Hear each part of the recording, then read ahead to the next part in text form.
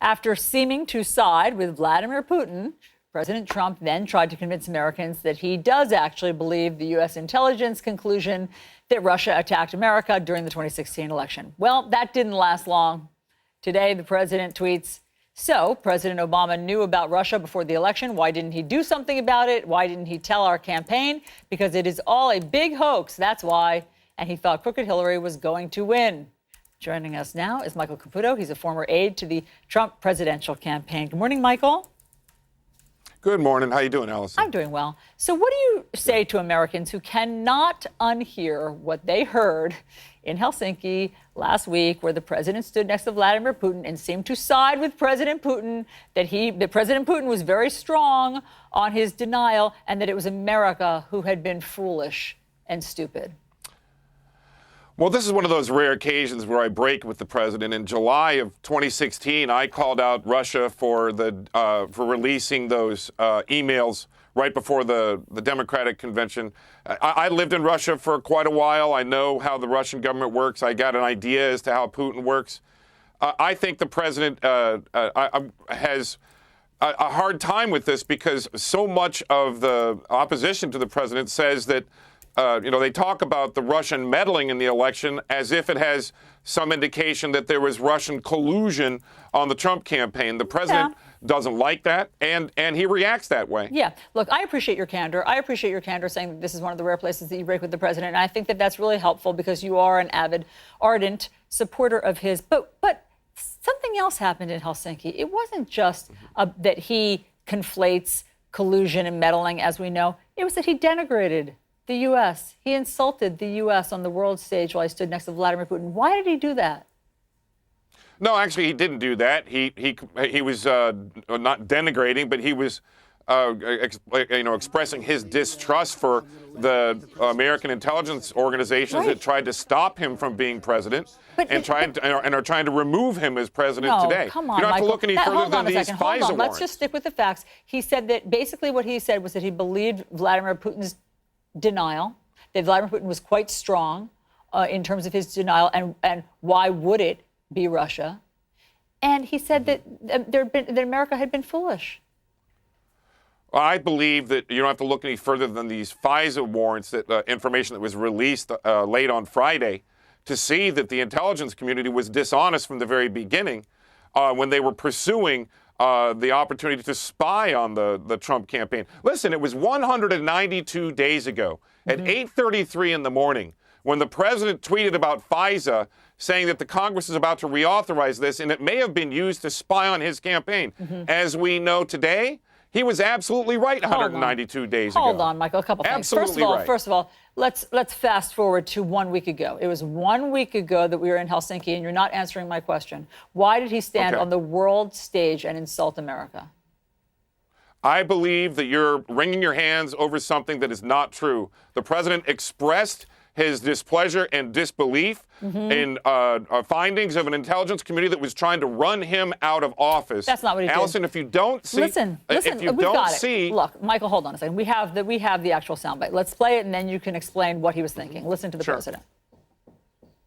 I hold both countries responsible.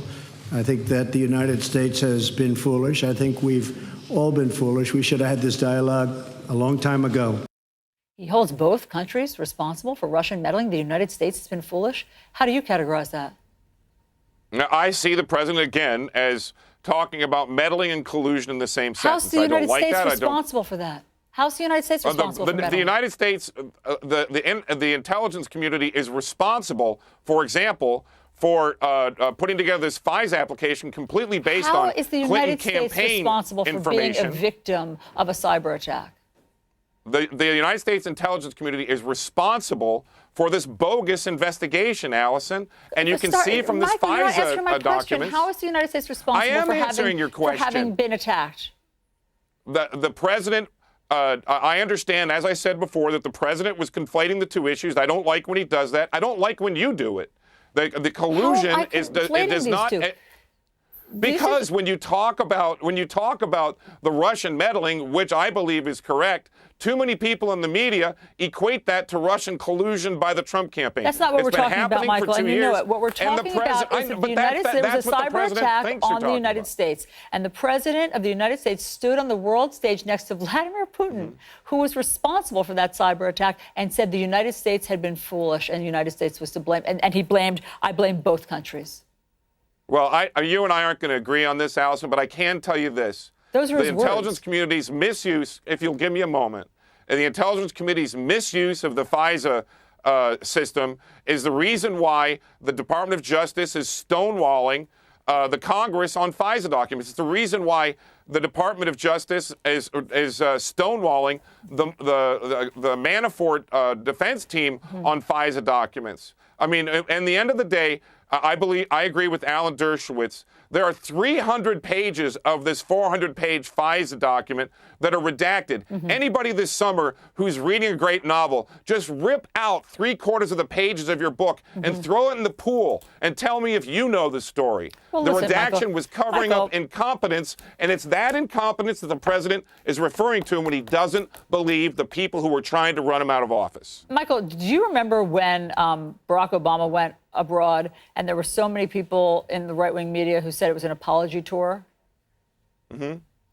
Yes, I do. And let me tell you, Did you Allison, think that President Trump was on something of a Blame America tour a week ago? I don't, but I also don't agree with the president. I don't agree with the president talking about the American government overseas that way. I don't agree with the congressmen and senators and political hacks who were beating him up all the way while he was on his way over there. We're all talking about America overseas now. All sides of us are. He's the president, the and Congress, he was overseas we all are. criticizing the United States. I'm just wondering, Michael, have you shared your feelings about that? I appreciate you saying that you break with the president on this. Have you shared your feelings about that with the White House? I have. Listen, everybody in the White House, people on the campaign know that that's how I feel. I caught a lot of heat for it in July of 2016 when I said it. I haven't backed off of it. I disagree with everybody on at least one thing, even my beloved wife. So at the end of the day, I think the president understands where I am on this. He disagrees with me, and we move on. Okay. Just like you should, too. Listen, it's very hard to unhear what we heard a week ago. But you're going to have to, and the hand-wringing's got to stop. Why do we have to? Why do we have to unhear how the? Hold on. Here's the question: Why do we have to unhear how the president of the United States denigrated the United States overseas? Why would we ever want to unhear that instead of having that knowledge?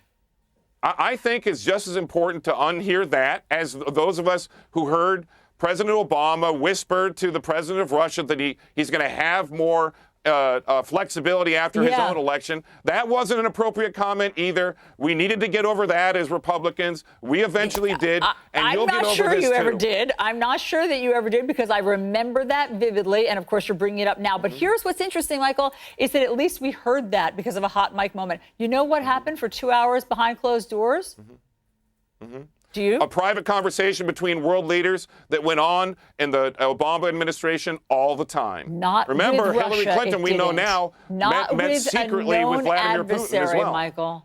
Not with Russia. Hillary Clinton met in private in an unannounced meeting with Vladimir Putin during her term as Secretary of State. This happens all the time, Allison. It doesn't happen and assigning all the time. this kind of blame to the President of the United States. It does. Listen, we have all of the intel chiefs. You think that DNI Coates, you think that happens all the time where he's surprised by a revelation that is being announced to him live on camera? With Russia, it doesn't. These are unusual times, Michael. I love Dan Coates. I got a lot of respect for him. What he did out in Aspen was despicable, and I'm glad he apologized for it. What did you want him to do when it is sprung on him, the breaking news that Vladimir Putin has been invited to the White House? Well, first of all, I don't think I'd want him going out to Aspen in this liberal conclave. That's what is really bothering you. That's what really bothers you. No, that's the elite. What really bothers me, Allison, you want to know something? You know what really bothers me? And here it is. I don't like the way that Congress sold FISA to the American people. They lied to us about that pig in a poke. The Congress lied again to the president on January 11th, 2018, when he expressed some doubts about FISA so that he would sign the reauthorization. Michael, I don't like the way the president FISA, and the American people were lied to about this. These were four Sure. Republican-appointed federal judges. They all saw the probable cause to figure out what Carter Page was doing. Carter Page had said he was an advisor to the Kremlin. They had information that perhaps Carter Page had somehow, maybe even inadvertently, been turned. You don't want the FBI to investigate that when they find out that information? I'll tell you what, now the FBI and all of those judges owe Carter Page an apology. His country failed him. FISA is a crime against America, and it needs to be needs to be eliminated. The FBI looks into possible crimes. If they get word that Russia is trying to turn Carter Page, who has now begun working on a presidential campaign, how do you want them to ignore that? What I want them to do is be honest when they're trying to apply for these over-intrusive FISA warrants. I want them to not pretend that they don't know it comes from Hillary Clinton. I don't want them to send campaign opposition research to a judge and represent it as intelligence. That's just not I don't true, want them Michael. to put a Yahoo story that was entirely placed based upon the dossier and there is evidence. Hey, Michael, listen. hold on. I just want to correct your fact check. There's a full page of footnotes that explained that it was from a rival political campaign, that's where the dossier originated from, but it was a source that the FBI trusted. I saw the footnotes. They're tortured. I saw the footnotes. They're tortured. And I can tell you this. Director Comey said in interviews, and I believe in front of Congress, that the FISA warrant was based on a broad mosaic of facts. And now, as we know now, it was based almost primarily How do you on know this that it was bogus... based primarily on the dossier? That doesn't say that. Look at the document you got. No, there's a portion of it that was based on the dossier because they trusted Christopher Steele because he'd given them good intel in the past. Everything we saw there was based on the dossier. There was a big portion of it that was based on George Papadopoulos running his mouth and the Australian diplomat in a bar hearing it and being so concerned that they called over to the State Department. So I don't know where you're getting your percentage. Shocker. An Australian diplomat who organized a multi-million-dollar donation to the Clinton Global Initiative got involved in that. I wonder how that happened. Maybe because George Papadopoulos was running his mouth off drunk, which was a fact. That he had that Russians had offered dirt on Hillary Clinton. Shouldn't that arouse some suspicion? The American government owes George Papadopoulos an apology too. What's that? I'm sorry. Should it arouse some suspicion when George Papadopoulos is drunkenly talking in a bar saying that the Russians have offered dirt on Hillary Clinton and a diplomat hears that? But don't forget that Stefan Halper, then a spy for the FBI, sent George Papadopoulos over there, sent a woman to him at the bar to get him drunk, and then they sent the Australian diplomat over to hear what she baited him into saying. Allison, that is not a good example of American investigation craft. It is an absolute apostasy, and the FBI owes George Papadopoulos and Carter Page an apology, and I really think they should do it today. The embarrassment of putting out a three-quarters redacted document to try to prove themselves. They never put this out. It was only because of the Freedom of Information Act. Because of we never see these FISA applications. Generally, the American public doesn't ever see it. We only are seeing it because of the FOIA. However, I just want to say this. You know there have been 5 guilty pleas, right? Oh, I understand that. Do you plead guilty to a hoax? No, absolutely none of it on collusion. None of it. Fine. It's all ancillary crimes trying to get people to turn over and say something about the president. Nothing on collusion. Zero evidence. It's time to shut this thing down. I'll tell you what, you don't have to look any further from the FISA documents to know it needs to be shut down. To federal investigators. Are you cool with that? No, I'm not cool with it. I can also tell you that George Papadopoulos was set up to lie, was baited into a perjury trap. That's absolutely true. And I think it's important to note that 2 years into what I believe are illegal FISA warrants, Carter Page is still uncharged with anything. Well, that's true. He's uncharged. Anything. But, I mean, maybe you should take it up with the 4 federal judges all appointed by Republican presidents. I mean, if you think this is about Republican versus Democrat, you're not paying attention. You think this is about Republican versus Democrat. I'm saying these are real judges. I these don't. Are sitting federal judges. I think it's this. I don't think they're in on the scheme. I think it's the establishment versus the people. I think that if you think that it matters whether they were appointed by a Republican or a Democrat, you're not paying attention. I'm speaking your language. I'm trying to speak your language. But Michael Caputo, we appreciate. I love it when you talk my language, Allison. Yes, you do. We appreciate you coming in with your interesting perspective. Thank you. Allison, you have a great week. Thank you. You too.